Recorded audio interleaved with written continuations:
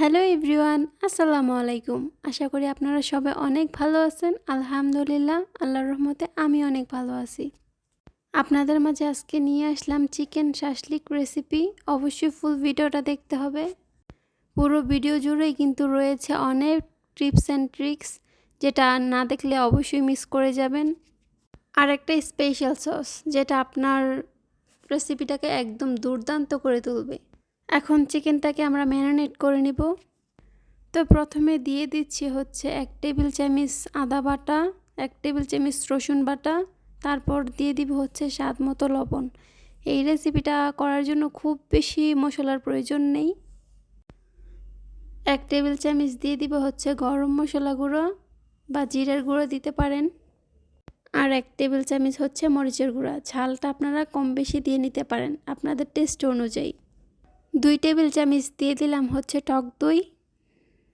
এখন সব কিছু হাত দিয়ে ভালো করে মেখে নিতে হবে।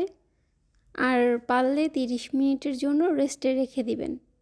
রেস্টে রেখে দিলে হচ্ছে কি যে চিকেনটার ভিতরে সবগুলো স্পাইস ভালো করে ঢুকে যায় আর খেতেও খুব ভালো হয়। এই রেসিপিটি তৈরি করার জন্য কিন্তু খুব বেশি স্পাইসের প্রয়োজন নেই।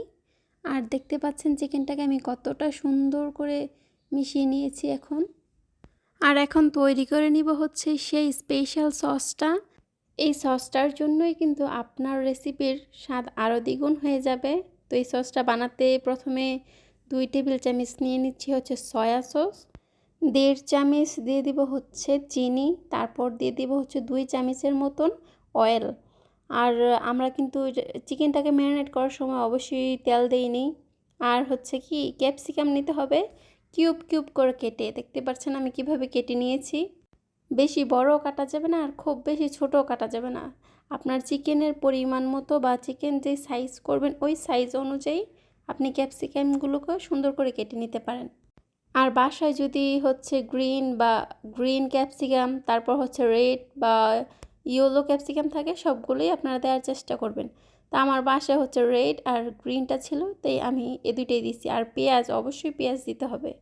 আমি কিন্তু চুলার আঁচটা একদম কমিয়ে দিয়েছি, নাহলে কিন্তু উপর দিয়ে পুড়ে যাবে আর ভিতর দিয়ে কাঁচাই থেকে যাবে। সেজন্য চুলার আঁচটা একদম লো মিডে রাখতে হবে।